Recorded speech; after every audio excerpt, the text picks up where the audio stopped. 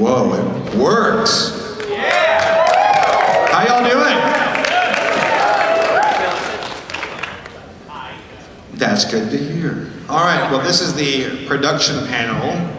Production is magic. Oh, yes, exactly. I forgot that part. Important. Yeah, very important. Race, how you doing today?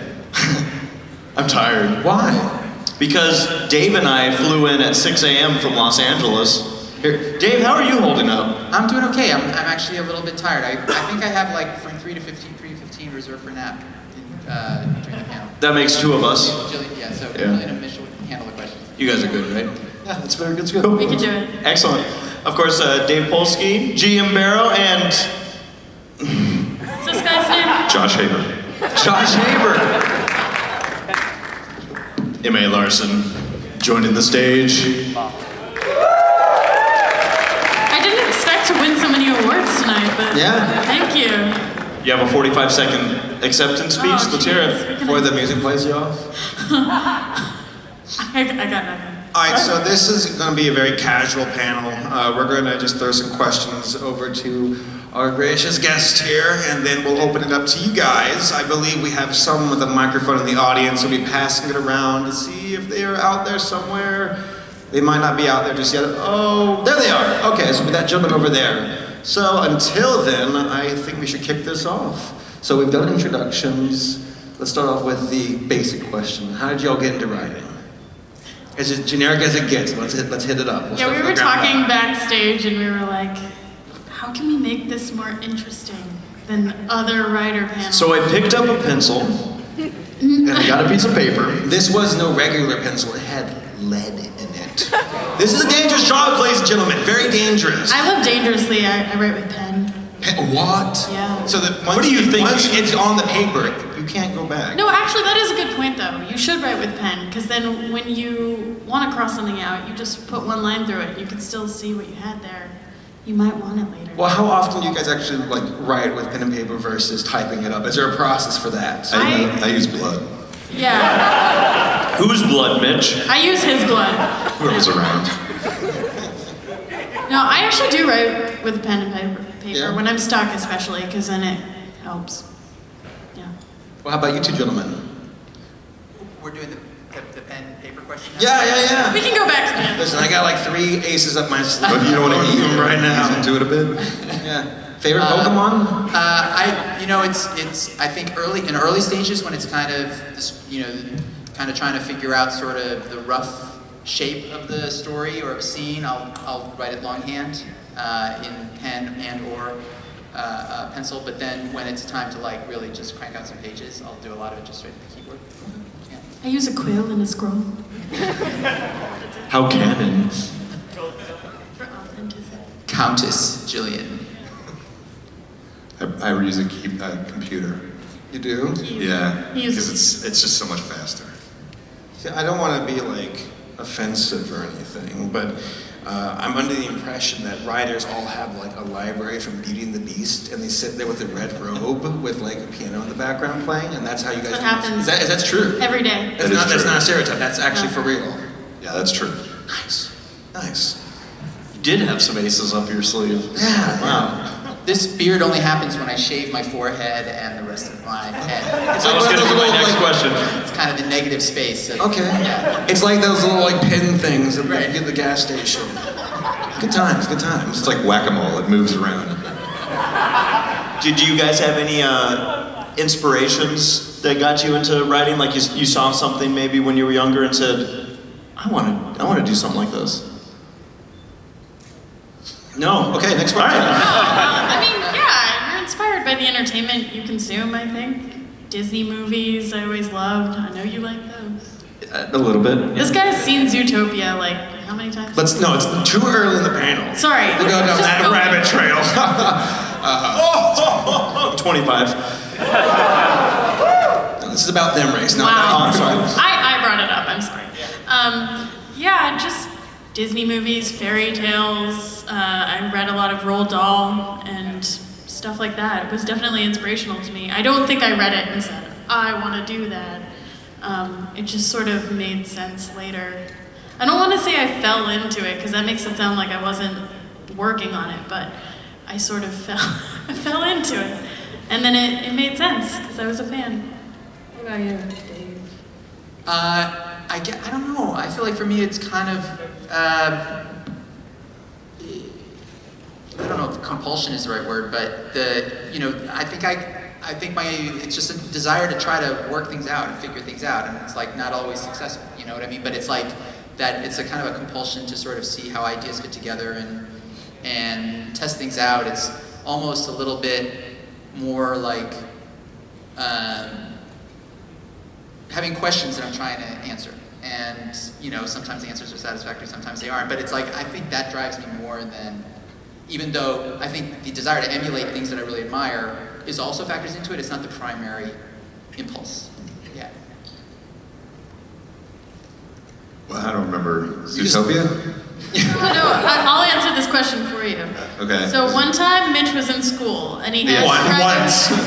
he had to write a paper for school, and what was the assignment? Now I'm forgetting. We had to write just the hero's journey, generally. Yeah, a hero's journey, and he wrote it from the point of view of The dog piece in a Monopoly game. Yes. That's clever. And he was addicted. Because I remember turning it in thinking, like, this is not what they want. And this is going to be like an F, but it was intoxicating, and I got an A, so the reward kicked in.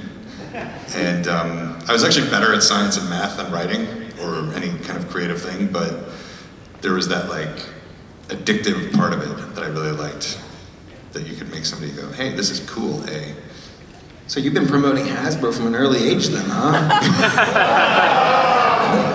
Is it Mattel or Hasbro? I can't remember.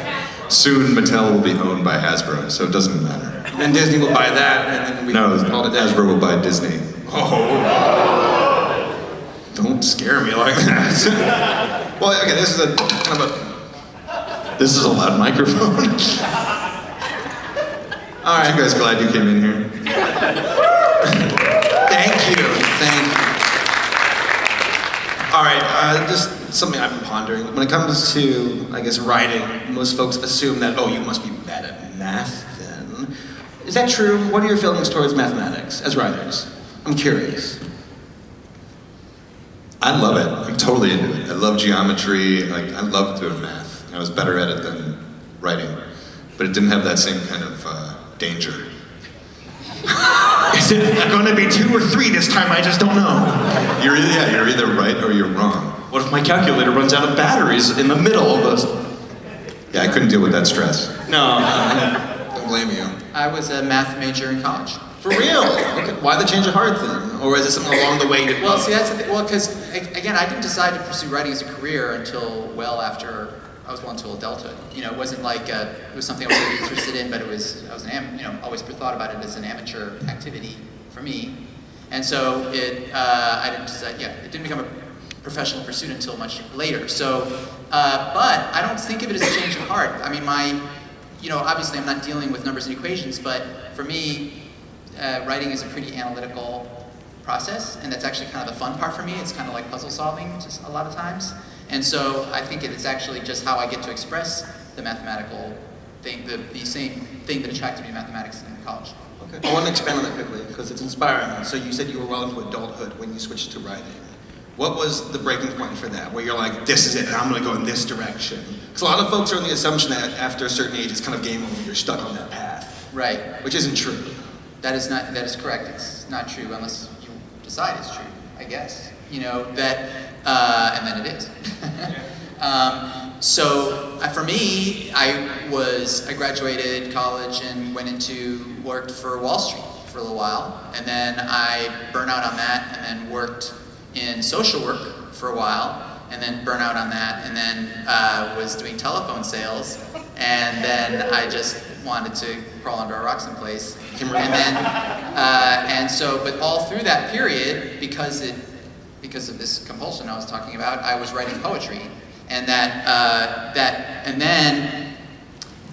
sorry, this is turning such a long, boring story, but in college I did a lot of theater and a lot of comedy, and so then somebody I knew from that time broke into the business and invited me in, so I had kind of a graced entrance into the business, but it kind of came roundabout, it sort of found me. So obviously I was really, really lucky in that regard. But because I had been writing poetry all along, I had honed enough ability so that when that opportunity came, I could take advantage of it. Yeah. So, question to the audience real quick, by a raise of hands. How many of you have written a story? So there's a lot of you out there. I'm kind of curious, I think we got Mitch's answer on this, or unless it's not the case with Monopoly, but I'm curious, do you guys remember the first story you ever wrote and what it was about? Yeah. I do. I wrote a story called The Muffin Thoot, which was about a troll who loved muffins, and he was like sort of like terrorizing this town, or they thought he was, but he was actually really friendly, and then they learned that they just had to bake him muffins, and then everyone got along. Bribery, it works every time. Nice. And I don't even know what a thoot is, but I drew a picture of it. He had like a little like sort of trumpet for a nose. Very Tolkien inspired. Yeah, it was genius. That's But- coming next fall to a bookstore. Yeah. No, I'm just kidding. You pitched that idea to Game of Thrones. How about you? I was in second grade, and I wrote a story called Back in History, where I visited, my dad was a civil engineer, but I thought that meant he worked in a steel factory. So I imagined that I was visiting him at work and a wrench fell on my head, and then I went back in time to when George Washington was becoming president and blah, blah, blah, and I actually can't remember the whole story. But I remember these pages, and I kind of stapled them into like a binding, and then entered them in a contest and won second place in the state of Pennsylvania for the story. Wow. See, the stars were there, they just aligned a little bit later. And then I went. Yeah, all 13 stars. And then I realized I had peaked in second grade, and went to a deep depression, from which I'm only recently emerging. How about you, Mitch? Yeah, depression. So speaking of which, tell us about your career. Wait, were you serious? I thought you were joking. Oh, I thought you were didn't joking laugh. too. No, I was joking. Okay. I was joking. Things were about to get awkward. So depression. The first story I remember writing was in 8th grade, and it was about, it's not funny at all, it's about a woman and her kid who are being stalked and tormented by the ex-husband, and they flee across the country and he follows them, and it was really dark. 8th grade, huh? Yeah. And I come from like the most normal nuclear family you could ever imagine, so it's not personal experience. Are you okay? Just want to make sure I'm doing my part. You Are we okay? still on depression? Well, I went into Monopoly pieces, and that was more fun. What if the dog was depressed? No one picks him first. Okay, I just want to throw out there, when I was in 6th grade, I decided the brilliant idea of writing a D-Day fanfic. And then I realized after the first page that this isn't going to work because I'm making things up. I'm like, this isn't historically accurate. Maybe I should write a fanfic about history. But at least I got it right. I'm not sure when we want to open this up to the audience. We're about already 15, 20 minutes into it, so do you guys want to ask some questions to our guest? All right. So we're gonna have the microphone dude be in charge. So can we just The honored gentleman, there we go. can we just settle this now? The rarity is the best pony. So, put your hands down. Staff of judgment, give it to Mitch, she needs it. It's a lot better than the staff of self-doubt. What are we doing with that?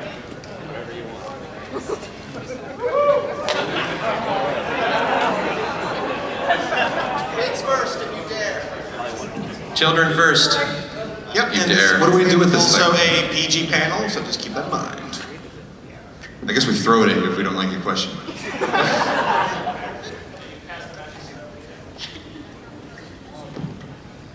All right, the first one. Oh wow. Wow, there it is.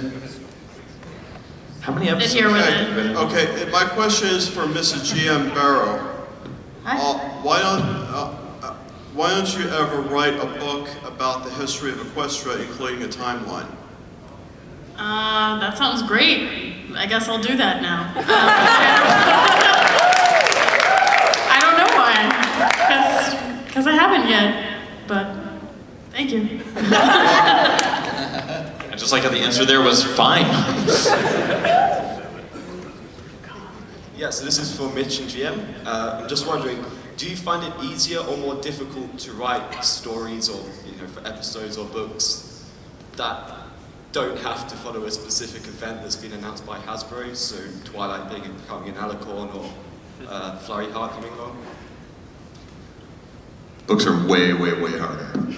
And the more restrictions you have, the easier it is. I know that's counterintuitive, but it's true. The TV script, you've got roughly 30 pages, you got 2 act breaks for the commercials, you got a lesson at the end, you know who the main character of the episode is, and that makes it a lot easier. With a book, every page is a white giant space, so you can do anything. So I don't know about you, but I spend every page in my book thinking, what am I missing? What's the better choice than this?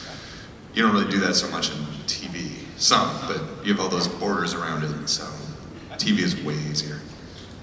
Thank you. Yeah, I agree with him. So my question is for M.A. Larson. You being one of my favorite writers on the show, I just want to know when you're going to go back to writing, or when are you going to start writing again? Because I really look forward to it. So. You mean for the show?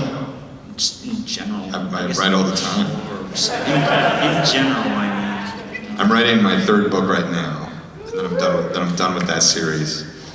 I like the way you said that, and then I'm done. Done with that series. In a variety of formats, I've been working on the same idea since 2006, so I'm really excited to be done with it.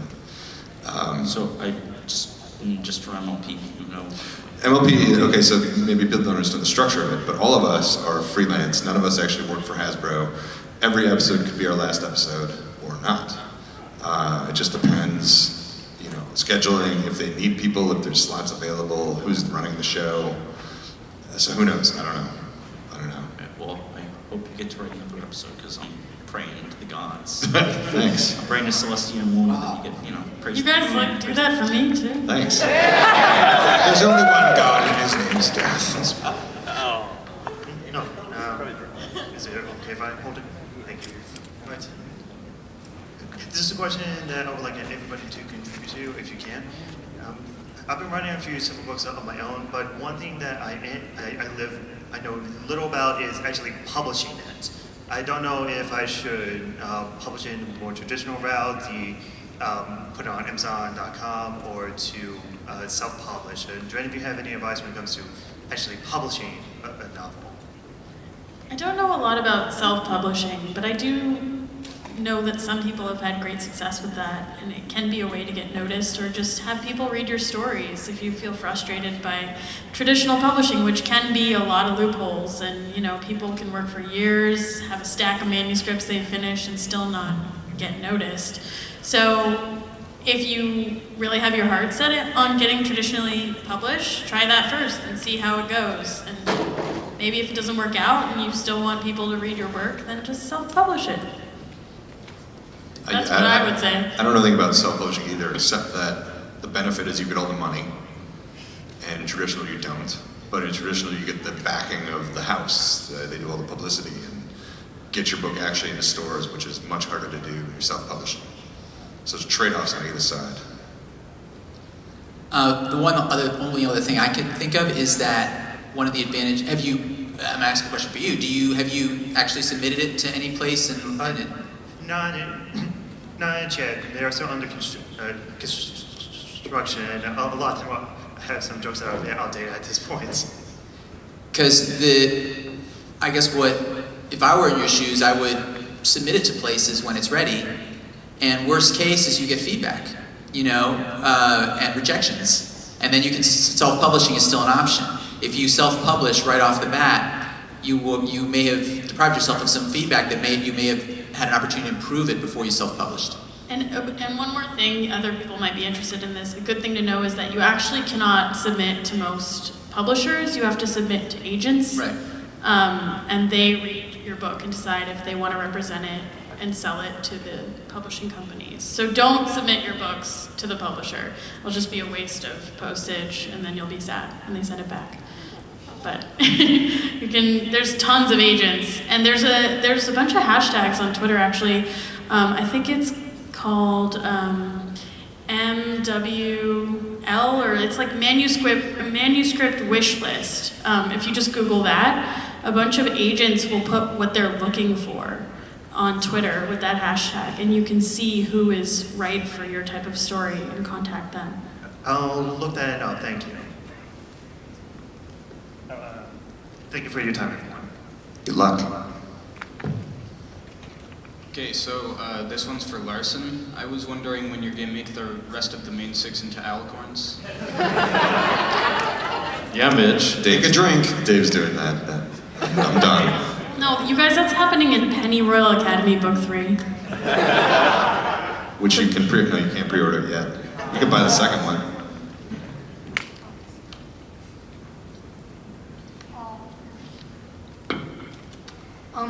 Hello. You guys, are you guys like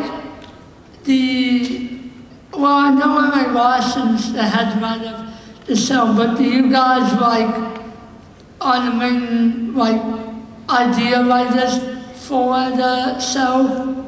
Because if you are, I have a question about the show. What? Yeah, at the beginning of the season, we all get together and brainstorm ideas. And then they get turned into premises for the season. Okay.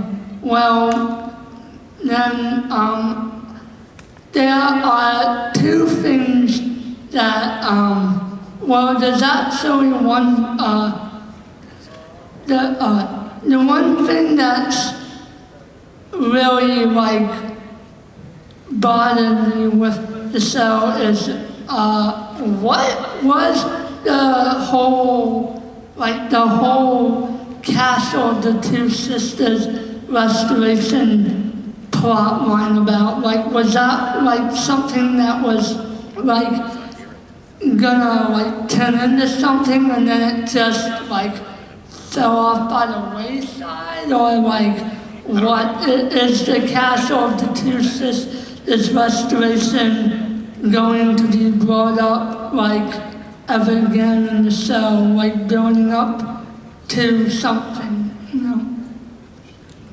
I think with a case like that, sometimes it is just kind of was a cool idea for a few episodes and then it never gets seen again. But a lot of times ideas like that I think get picked up again when we're brainstorming and we say, oh yeah, what could we do with that? Or maybe somebody has a long-term goal for it. I don't want to say too much because if it is going to come up again, then, I don't want to ruin anything, but none of the 3 of us worked on any of those, right? That's the other thing is you guys think of us as the writers, but we're all freelance and we don't see each other and we don't write together. We all write our own individual episodes. So if somebody's writing about the Castle of the Two Sisters, it wasn't one of us. It was somebody else. I think that was Josh, actually. Wasn't it? Castle? Yeah, I think so. Yeah. Thank you. So when you guys are writing a script, I know that you guys have pretty tight time constraints. So how do you tell how long your script is going to take when you transfer it from a script to an actual episode? It's basically the page per minute. It's a little different with animation, but a script is about 30 pages. It varies though. I've seen scripts from these guys, maybe not you specifically, but other writers that are 40 pages and they're 22 minutes. But when I was writing, Lauren told me I had 30 pages and that was it, because I guess my scripts were long for some reason, how they were written or something. But it's roughly 30 pages, right, for 22 minutes? Yeah, for this show, yeah. For this show. I feel like there are tricks too to break it down into less pages. You could just take some of the scene direction out and just really trim. But yeah, I don't have that problem. I underwrite and then I add. Yeah, and when you're writing a screenplay, you use a program called Final Draft. And there's a lot of tricks. It's a great program. There's a lot of tricks you can use to cheat.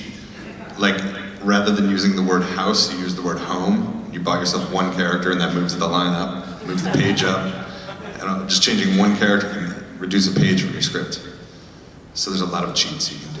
Yeah, Mitch here uses a larger font usually to get his scripts out. When I wrote the scene with Fluttershy saying "yay," I reduced the font down to 8. It's much smaller than that.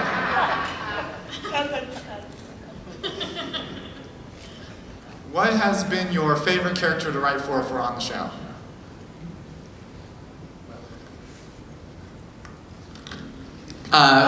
Pinkie Pie for me. Yeah, for sure.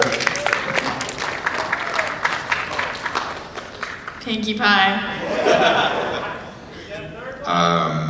And Rarity. Discord for me. I'm sorry, just in terms of Virginia and Berrow, in terms of the books, what has been your favorite character to write for? For the books. Cadence. Tom the Rock. Let's see, there's so many to choose from. Yeah, Cadence, no. I'd have to say, like, I always say that I like the Rarity book, but some of the books that I've done recently, like the Lyra Bonbon, was actually surprisingly fun to write, considering I had almost nothing to go on from somebody. Yeah, they were like, so there's this one part in the one episode where they're talking about this thing and it's like 3 lines long. Go write a whole thing about that. So that was cool. Thank you. Hi. So earlier you were talking about how you had been in mathematics before and how you've been interested in that, and then later you moved on and were more drawn to writing. So my question was kind of the flip side of that. What drew you to mathematics in the first place, and what sorts of parallels do you see between mathematics and writing? Well, I think what drew me to mathematics is actually very, I don't know if this is going to be in any way illuminating, I guess just in terms of just how odd I am, but that I just wanted to study something in college that I felt like I couldn't teach myself. And I felt like I can learn history, I can, but like I'm going to sit in front of a math book and I'm not going to be able to puzzle it through on my own. So I figured we're spending all this money, let me learn something I couldn't teach myself. So that was really the thinking that went into it. I think there was a deeper, maybe part of like unconscious attraction to it, but that was my conscious choice involving it. But as far as the connection between mathematics and, I think it's a lot of what Mitch was talking about like that I am a TV writer, I'm not a book writer, at least not so far. And I think even if I were, I would still put a lot of boundaries around myself because that's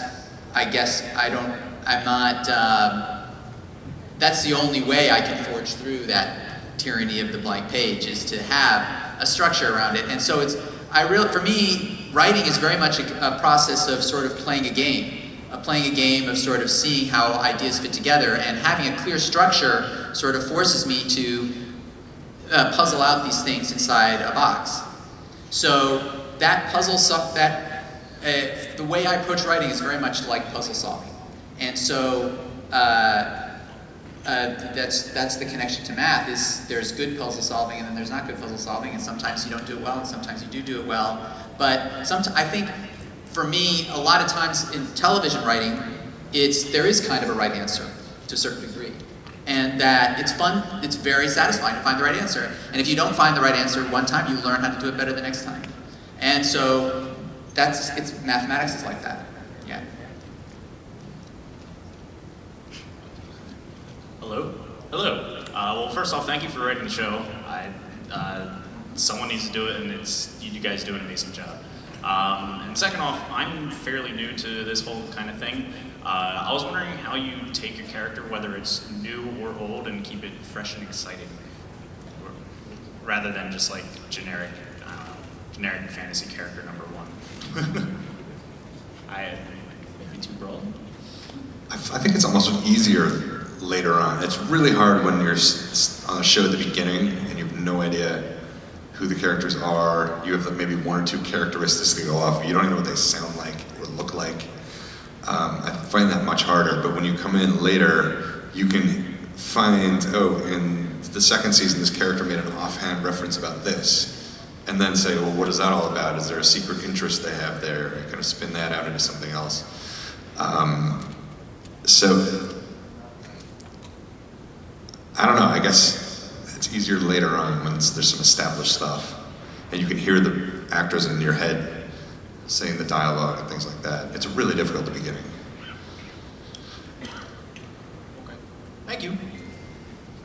I guess that, just look for little quirks, little like throwaway lines. It's like, yeah, like Pinky's saying like best something ever, like that came from just one random moment. an episode. So now it's everything. But yeah, what he's saying, yeah, I didn't add to that at all. There you go. Well spoke. Not really, but thank you. Based on your experience with the show, if you could go back and change one thing, what would it be? That we did or that happened? In general. In life? Wow. Oh no. Bad dinner experience? You wish to eat that, right? Chinese. This is a hard question. Can I say something really controversial? Not make Twilight a princess? Oh yeah, exactly. Yeah, I kind of agree. Here's the thing. That was the end of the show. That was the very end of the show. That was the series finale. And there was a pickup for the 4th season a couple months after I turned in the final script. And I remember thinking, well, good luck, Megan, because it's over. She's a princess, it's done. There's nothing else. And good luck, Megan. to me, I'm sitting there thinking, this is fantastic. Bonus pony, we get extra pony that we weren't supposed to get, but you guys didn't know that. To you, it was like, why are they doing this in the middle of the show? You know what I mean? For the staff, it was the end of the show.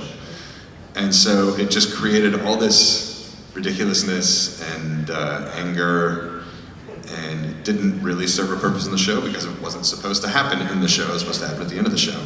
So it was just kind of a bad timing situation. You know what's weird about that? Is that that's when I started. The first thing I ever wrote was Twilight Sparkle's book was right after she became a princess, and that was supposed to bridge the gap of that until the season started, till the next season. So none of my stuff has ever had Twilight not a princess in it. You had the mop-up duty. Yeah. She walked in there with the defibrillator. Clear. Yeah. I think both in the chaos it caused in the fandom and the fact that it was not intended to appear where it appeared, it was supposed to be at the end, I would get rid of that. You're just tired of hearing thanks, Emmy Larson.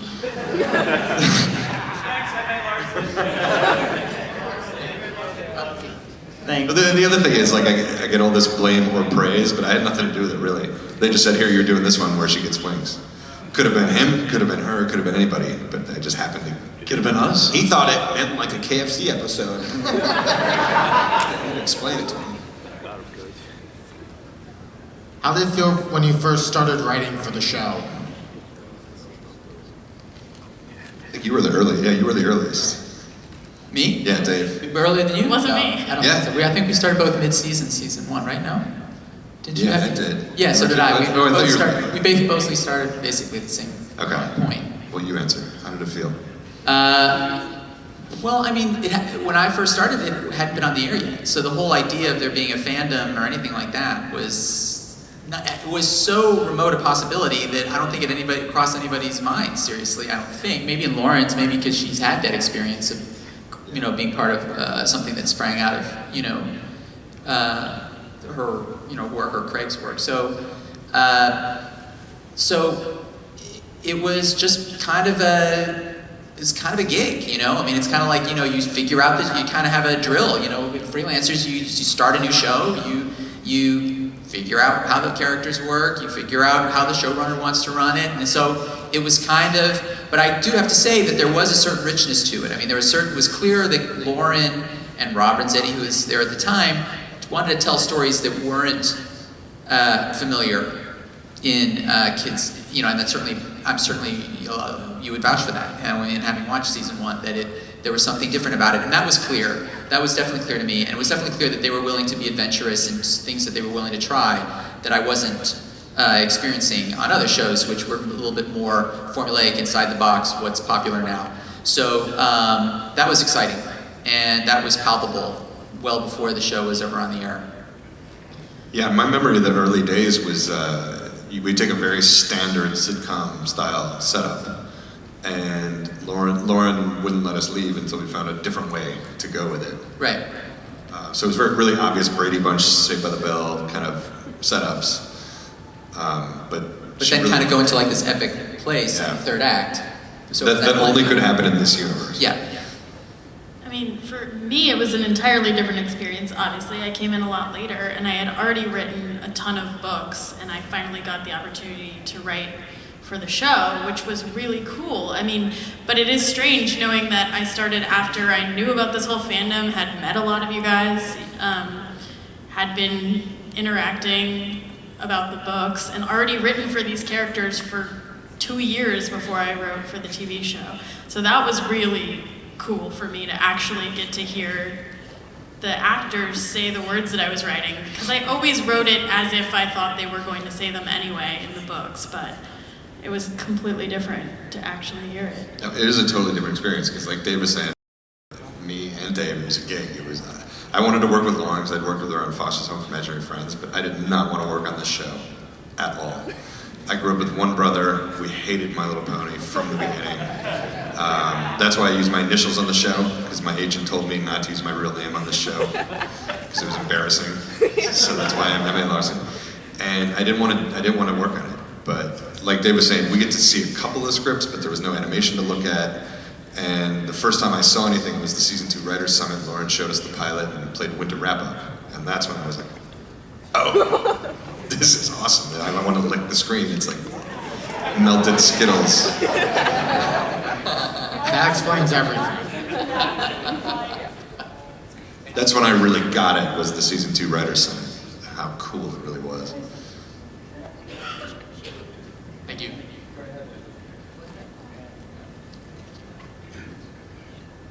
My question is for Mr. Larson. You brought up earlier about the whole Twilicorn incident. I was wondering, with all the dislike and some of the hate that you get sometimes, even though I think it's not right, I think it was a good idea.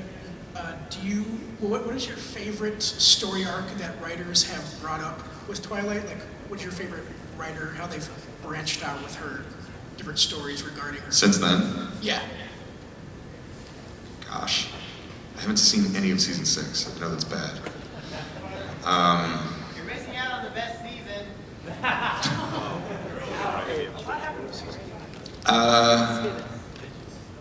I can only really speak to the ones I've worked on, I guess. I love things like in the Griffinstone episode. I love Twilight in that episode, where she's like, "This is awesome. I'm the star of this episode," and then it's like, "Sorry, no, you're not. Those two are." I like doing that to her. Because everybody's, she's overpowered, she's gonna outlive, that was my favorite part of that whole controversy, is she's gonna outlive her friends. And I'm like, since when are we worried about the death of all these ponies, that's your first thought, is they're all gonna die? It's gonna be an episode with a bunch of tombstones. Meredith is gonna have a horn coming out. That's what everybody was worried about. Fan art of that, and it was so depressing. Guys, spoiler. Oh god.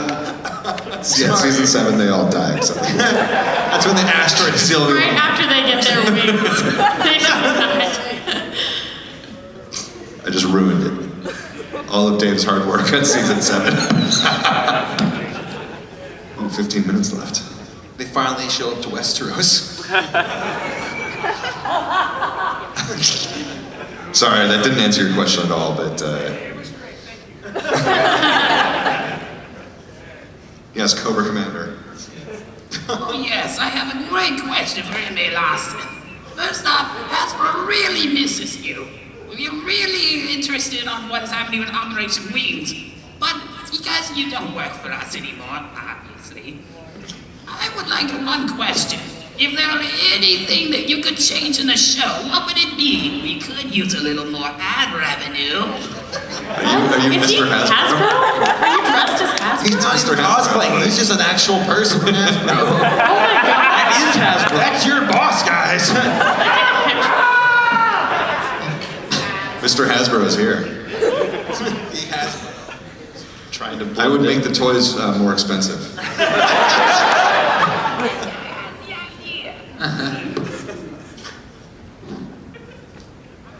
Thank you, Hasbro. Thank you. Never thought I'd say that. Let's hear it for Hasbro, ladies and gentlemen. Give us stock meeting to go to. Always watching. All right, this is a question for everyone. When you get a premise and you're fleshing it out, where is your focus mainly? Is it on stuff like literary devices and natural dialogue? Like, what is the thing that you are thinking about the most when you are taking an idea and making it a full story? Structure. Right? Yeah, and also the emotional core. Right. That's what they're always talking about in story meetings. Like, what are we saying here? Right? No? Maybe just me. But that goes hand in hand with structure, I think. Yeah. The- It does. I'm just adding to it. Yeah, I would say, what does the character want? What does the main character want? Who's the main character? What do they want? I think these are all three different entryways to the same. They're just three different doorways to the same thing. Yeah. All right, thank you. Real quickly, because we've got about, right there. Look at that mathematics, right? Oh. 13 minutes left. We want to make sure everyone gets their chance to ask a question, so we're going to do somewhat of a blitz round. I mean, we don't want to cut off your question or answer, but since everyone's standing in line, we want to make sure everyone gets a chance to speak into the microphone, so it's time for the lightning round. Look, he has a math shirt on. Numbers don't lie. There you go. So, wait. My Little Pony presents lots of great morality tales. Promises are important, and a Pinkie Pie promise is sacred. However, my wife is a third grade teacher, and she would really like for you guys to do an episode in which, to do the right thing, Pinkie has to break a Pinkie Pie promise. Thank you. If you're up to the challenge. It's a good moral dilemma. Applejack does that all the time. Who?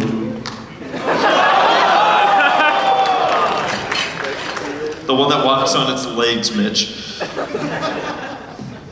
Yeah, my question is, what was the hardest episode you've ever had to written show-wise?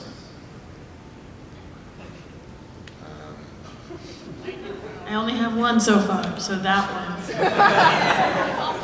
The one where Pinkie Pie knows about keeping secrets, not breaking a pinky promise. I would say the hardest was actually maybe the most satisfying for me was Rarity Takes Manhattan. And the reason is because Rarity had to be unlikable. She had to kind of go to sort of what potentially could be called an unlikable place. And so for that episode to work, and that the challenge was, could we take her there in a way where you were still on her side? And that was challenging. And but I loved that challenge, and I'm happy with how it turned out.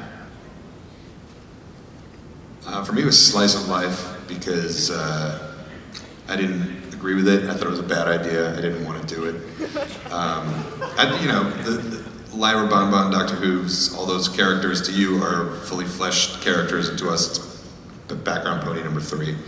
And so they told me you're writing the background character episode, and I'm like, they're designs. They're not characters. I don't know. That's a green pony. I don't know what that is. And I felt bad stomping on you guys as characters. I thought it was a really bad idea. For 5 seasons, you had created these characters that you loved.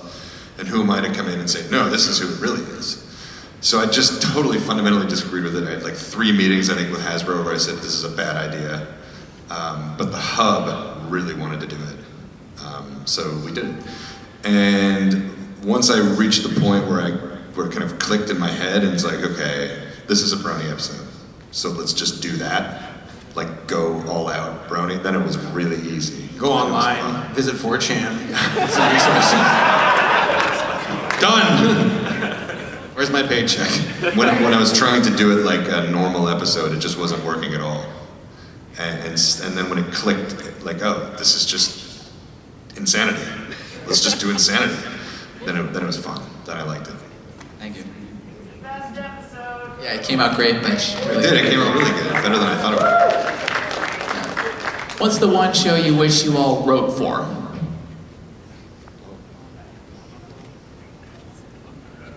Just one? That's hard. See, I think we're all like taking this really seriously in case Yeah. anyone's listening, so they like give us Scout to the audience. like,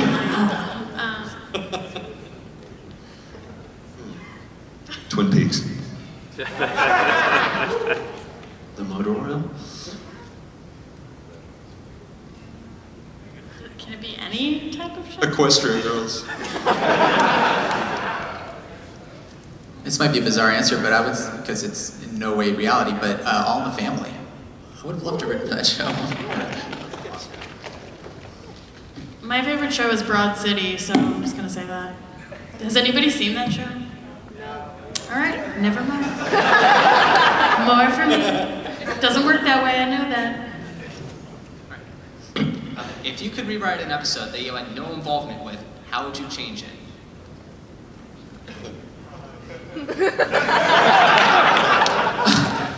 Oh, you mean what was the crappy thing one of our colleagues did? Well, Larson's sitting right next to you, so let him have it. That is what you're going for, isn't it? You want us to go after each other. Well, in GM Berrow's episode. Oh, just kidding, I haven't seen it. Just kidding, I have seen it, I'm joking. I don't know, do you have any? No. I can't, I don't know, I mean, I don't... Oh, I have something. Oh, here we go. No, it's not. I can't even remember which episode it's in, but whenever there's a few times when they say like, "Hand me that," I don't like that because they don't have hands and they don't use that word. You're all about the pony puns. Yeah, well, you gotta keep it consistent. Well, it's from a show where Spike says every pony, and I feel that's a bit, mean. In my books, he says every dragon, I gotta read your books. or like any dragon. I would have, you're all gonna boo me for this. I don't think Maud needed to be like an extra character. I think it's weird that you create this sister that wasn't involved in all the other family stuff. Why don't you use one of the two that already existed as Maud? I didn't get that.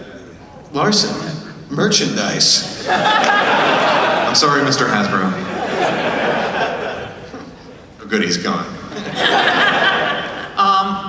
Our question is actually kind of interesting, I think. You know how on the animation the mains keep flipping back and forth? Yeah. Yeah. Do you think any care might be taken in the future to maybe keep the animation more consistent in that regard? It would look so weird if they didn't do that. It would just be somebody with hair in their face.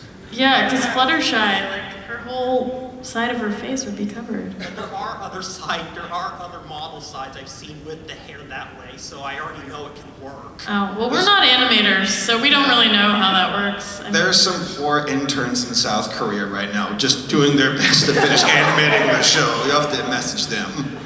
I always thought the ponies were flat. No? Well, something to that, so thank you. By the way, all fans of Twilight, sorry, my waifu. Okay, Flash.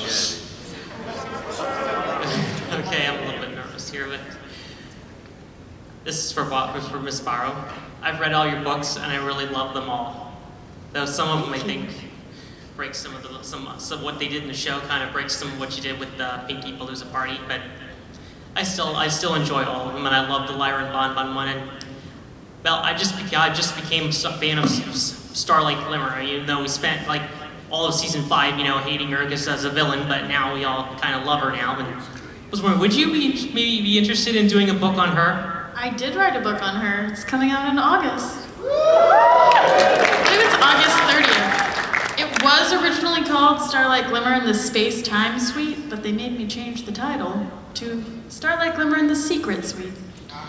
Because space-time is just way too cool. So I don't know spoilers or anything, but what can you at least tell us? Will this tell us more about Starlight's past? Because we only really saw from what we saw in the finale for season 5 and the beginning for season 6, we only knew of so much little about her. Like, how did she get her cutie mark? How did she, eventually, her relationship with Sunburst, and what happened after he went to Celestia School? I think you guys all know how the show works. I mean, you get background sort of eked out over a long period of time. You're not going to get like a chunk of information all at once. I mean, it's a Starlight Glimmer story, so it's fun. It's supposed to be like as if it were an episode. It heavily features her and Twilight and Spike, so I can tell you that. Hope you all go out and buy it. So we have 4 minutes left, so I'm going to keep lightning round. Let's keep it going. All right, there's a My Little Pony movie coming out. If any of you were in charge of a movie, what would you have the story be? It would be about Celestia. Doing nothing, like getting her oil changed. So a typical Celestia. I don't know. I haven't really prepared any answer for this because I don't get to write the movie. But I don't know. Maybe some sort of journey, adventure, maybe a daring do movie. It's probably not what you were asking. No. All right. I don't know. Thank you. I'm just talking now. I've gone delirious. It's the Red Bull. When are my wings coming? Season 3. So my question was for all three of you, what character concept have you written that just did not make the show that you guys like?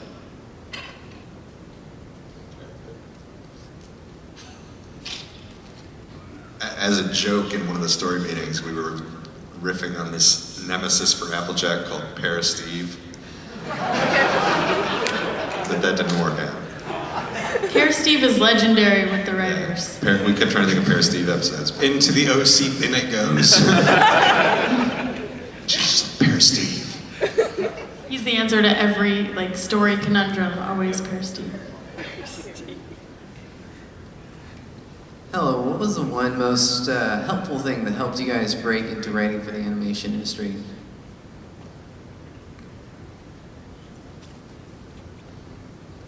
Who did you pay off? I mean, it's not really a fair question, but having an agent. I mean, I didn't start out in animation, so but I started getting meetings in animation, and so that kind of then you get a job and you figure it out. So it's I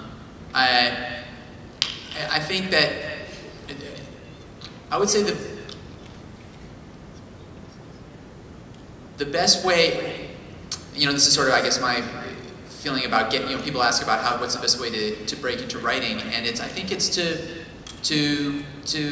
I know this isn't exactly what you're asking, but in my experience, it's not to target necessarily one specific, this is the job I want. That's just been my experience. I think that it's just to really sincerely figure out what is it that you really want to communicate, and then figure out how to do it well, and then how to try to do it in a way that's worthwhile to other people.